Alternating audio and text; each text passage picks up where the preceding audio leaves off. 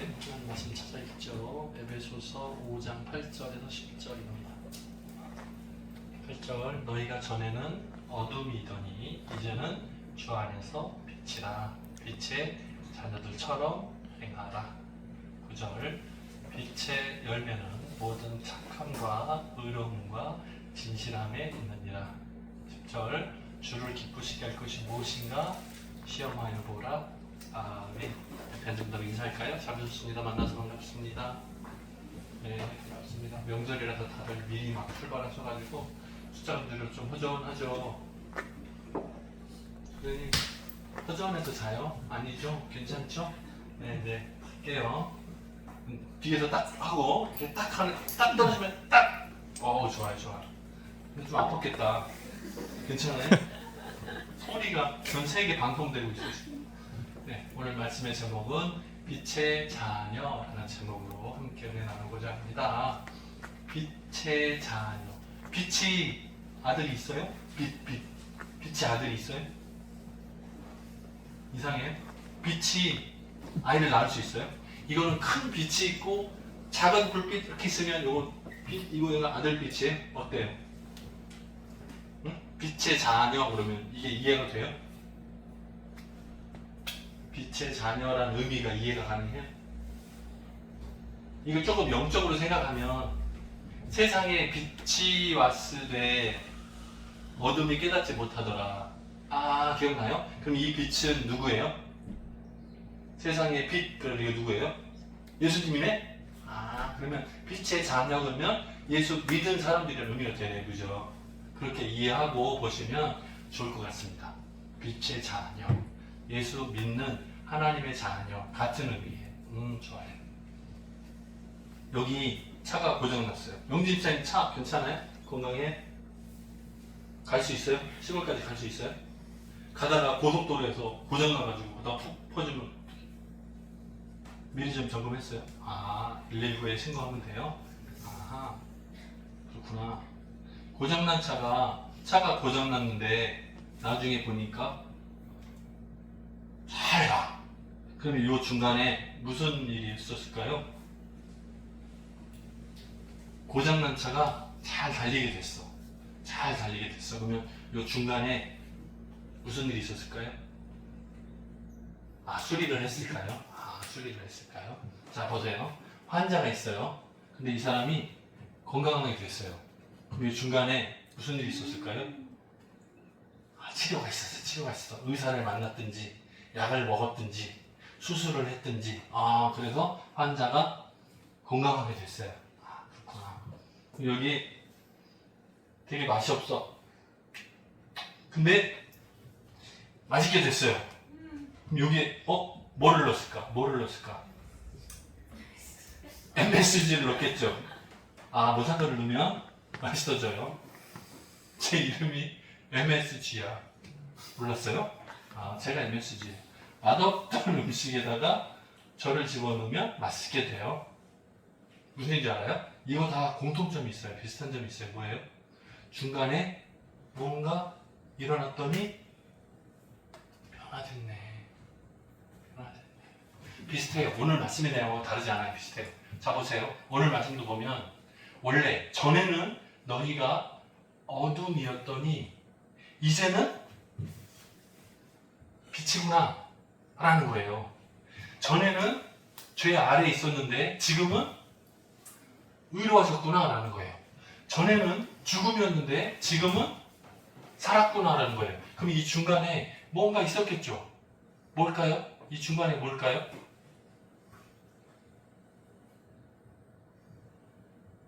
다시 와야 돼, 여기까지? 다시 와야 돼? 자, 여기 이 고장난 차가 잘 달리게 됐을 때는 중간에 수리가 있었죠. 여기는 있었죠. 여기는 뭔가 있었죠. 그러면 여기는 어둠이 빛으로 바뀌었어. 죄가 사라지고 의의가 됐어.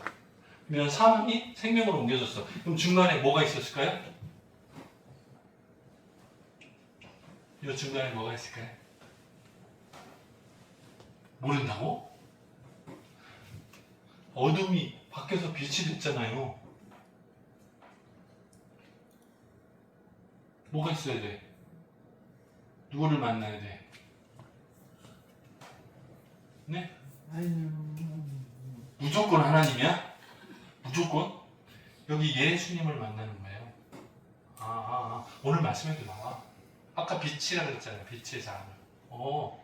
세상에 빛이 왔으되 그랬잖아요. 이거 예수님이에요. 그럼 여기다 예수라고 써볼게요. 자, 예수님과 연합이 되어지면, 예수님을 만나면, 예수를 믿으면 변화가 되어져요. 왜? 예수님이 내 죄의 문제를 대신 해결해 주셨으니까. 십자가에 피 흘려 주심으로 내가 죽어야 하는 그 자리에 예수님이 대신 피 흘려 주셨으니까 내가 살았어요. 원래는 내가 죽어야 돼. 내 죄 때문에. 내가 죽었어야 돼. 그런데 예수님을 만나니까 바뀌었어요. 그래서 이제는 우리가 어둠이 아니고 이제는 빛이 됐어요. 그러니까 빛의 자녀답게 살으라는 거예요. 그래서 생명을 얻은 자로서 잠들지 말고 생명을 얻은 자로서 살아가라는 거예요. 눈을 감으면 어두워지죠. 이쪽으로 가는 거야. 곤란해요. 자, 보세요. 죄의 종은 곧 어둠의 자녀예요. 죄하고 어둠하고가 같은 비유예요. 자, 영적으로 봤을 때는 어둠은 죄와 불순종과 나쁜 사단의 종의 의미에 다 포함. 어두운 것은. 자, 밝은 것은, 빛은 하나님의 자녀와 순종과 눈 뜨고 있는 거예요? 나 보여? 보이는구나. 자, 그래요. 그래서 빛과 빛의 자녀는 내 안에 있는 누가? 똑같네. 누가요?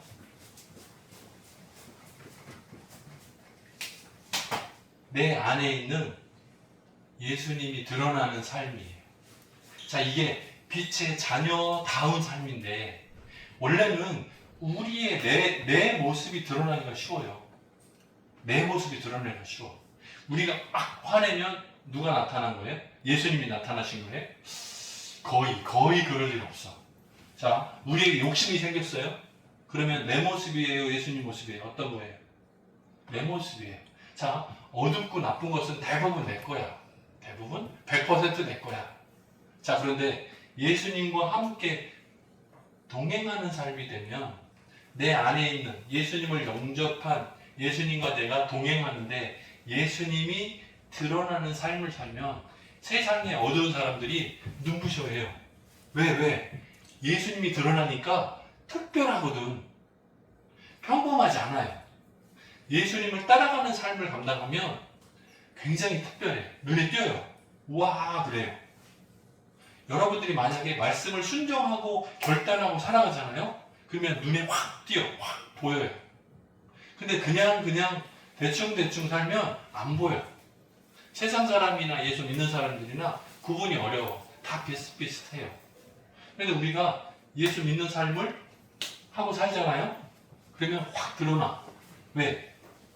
내 안에 있는 예수가 나타나니까. 예수님 닮은 삶이 쉬워요? 아니, 어려운 것 같아요. 간단치가 않아. 참는 게 어려워. 우리 아까 찬양에 가서 뭐라 그래요? 억울한 일 많으나 주를 위해 참는 것 그러잖아요. 근데 그게 행복이래. 답답해 죽을 것 같은데 그게 행복이래. 예수님을 생각해서 하나님 영광을 위해서 제가 참겠습니다. 근데 너무 힘들어요. 괴로워요. 아파요. 보통 그런데 근데 찬양에 가서는 주를 위해 참는 게 행복이래요. 여러분, 가능하다면 행복하시기 바랍니다. 이게 참을 수? 나는 못 참어. 근데 예수님은 참아라. 순종하는 거예요. 근데 나중에 보면 그게 더 나아. 그래서 좋아요. 그렇죠? 그 다음에 빛의 열매가 3가지가 나오네요. 오늘 말씀 한번 더 보여주실래요? 오늘 말씀에 보면 9절이었나요? 빛의 열매가 3가지가 나와. 자, 보세요. 빛의 열매는 모든 착함과 의로움과 진실함에 있느니라. 이렇게 나오네요. 아, 그러면 빛의 열매가 있다. 반대로 어둠의 열매도 있겠네. 근데 여기 나오지 않았지만 다섯 개 읽으면 나오죠. 모든 악과 죄가 포함된 건 다 어둠의 열매인 거예요. 자, 그런데 여기서는 빛의 열매를 세 가지로 설명했어요. 잘 봐요, 세 가지. 하나는 선함. 수화로 선함을 좋다로 써요? 겸손으로 써요? 네, 둘 중에 하나. 선함도 괜찮고 선함도 괜찮은 것 같아요. 이거는 유익함을 나눠주는 삶. 아, 선함. 자, 두 번째는 의로움. 의의가 드러나려면 하나님의 말씀이 기준이 돼야 돼요. 세상의 의의를 말하는 게 아니고 하나님 나라를 기준으로 해서 말씀을 기준으로 해서 의로움을 말해요.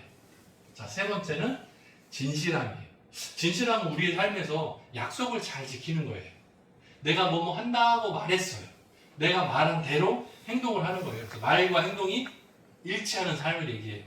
내가 2시까지 꼭 갈게 그러는데 2시에 가면 아무도 없어. 3시 돼도 아무도 없어. 4시쯤 되면 나타나. 코리안 타임. 아, 곤란해. 말과 행동이 잘 맞아야 돼요. 시간만 얘기하는 건 아니고 다른 거 여러 가지 다 마찬가지인데 말과 행동이 일치해야 돼요. 자지 않겠습니다. 졸지 않겠습니다. 그러면 딱 뜨고 있어야 돼. 딱 뜨고 있어야 돼요. 자, 빛의 열매는 선함과 의로움과 진실함이 있어요. 그러면 우리는 이제 빛을 드러내는 사람으로 살아갈 것인가? 제가 예전에 여기다 그림 줬어요. 등대. 바닷가에 배가 깜깜한 어두운 밤에 안 보이잖아요. 근데 그 배가 암초 같은 데 부딪히면 파선해서 죽죠. 다 사람이 죽죠. 그래서 길을 안내하는 등대가 있어서 저 방향으로 가면 돌 암초를 피해서 배가 갈 수 있도록 안내하잖아요. 그래서 등대의 삶, 그걸 비유로 설명한 적이 있어요. 예수 믿는 사람의 삶은 예수님 믿는 길로 내가 지금 가고 있는데 이 길이 생명 얻는 길입니다. 내가 삶으로 나타내는 거예요. 마치 등대와 같이 내가 그걸 감당하는 거예요. 그 일이 한 자리에 오래 있으니까 지루하고 힘들잖아요. 그런데 오래 그 자리에 있으면 다른 사람들이 보고 믿을 수 있어요. 한번 깜빡 하루 지나고는 또 껐다가 또 하루 지나고 켰다가 껐다가 그러면 사람들이 믿지를 못해. 저게 등대가 맞나 아닌가, 가정집인가 뭔가 헷갈려. 그런데 밤에는 늘 켜 있어. 저게 등대가 맞다. 저쪽으로 가면 구두가 있지. 신뢰가 있잖아요. 안전한 포구가 저기 있지. 라는 신뢰가 생기잖아요. 그러니까 등대는 여전한 힘이 있어요. 자, 두 번째로 촛불. 지금은 후레쉬를 많이 쓰고 핸드폰 불을 켜가지고 많이 쓰잖아요. 근데 예전에는 정전이 되면 항상 서랍장 열면 착 있었어요. 예전에는 초를 많이 썼으니까. 초는 어때요? 주변을 밝혀. 어두울 때, 급할 때, 위급할 때 도움이 돼요. 그죠? 급할 때 전기가 탁 나가서 어두울 때 초를 찾아서 불을 켜면 주변이 밝아져요. 그런데 이 초는 점점 짧아져. 무슨 의미가 있어요? 희생의 의미가 있어요. 자신의 몸을 점점 줄어드는 대신에 주변을 밝혀줘요. 초는 손해야. 그래도 주변은 밝혀줘요. 자, 예수 믿는 사람의 삶이 그런 희생의 의미가 좀 포함되어 있어요. 나한테는 손해야. 그런데 주변 다른 사람한테 유익을 베풀어요. 대부분의 전도하는 사명을 받은 사람이 대부분 좀 어리석은 것 같아. 바보 같아. 손해나는 일을 선택해. 왜? 그런데 하나님으로부터 위임받은 거예요. 그것이 하나님께서 내게 맡기신 작은 삶이에요. 그걸 감당하는 것이 행복이래요. 아까 찬양 가사에 나와. 그게 행복이래. 내게 주신 작은 삶. 행복이라. 자, 길거리에 보면 가로등이 있어요. 요즘에 제가 이렇게 운전하고 다니면 밤에 운전하면 이게 구별로 관할 구역이 다 다른 것 같아요. 그래서 어떤 때는 여기가 켜 있어. 예를 들면 마포구에는 불이 켜 있어요. 근데 좀 더 가면 서대문구거든요. 근데 서대문구는 불이 다 꺼져 있어. 그래서 시간이 좀 늦어요. 시간이 좀 달라. 자기가 맡은 구역에 가로등이 딱 켜져 있으면 운전할 때 헤드라이트를 잊어버릴 정도로 밝아요. 그래서 운전할 때 안전이 있어요. 그런데 길에 가로등이 없으면 되게 불안해요. 이제 추석 명절이라서 고속도로 많이 달릴 텐데 지방으로 가면 갈수록 밤에 가로등이 꺼져 있잖아요. 운전할 때 이 불길이 굉장히 위험해 보여요. 길이 꺾어져 있는데 안 보여. 미리 켜져 있으면 길 모양이 보이죠. 그러니까 훨씬 안전이 되고 도움이 돼요. 그런 거 비슷한 것 같아요. 예수 믿는 사람의 삶은 이 길로 가니까 안전합니다. 이 길로 가는 것이 평안입니다.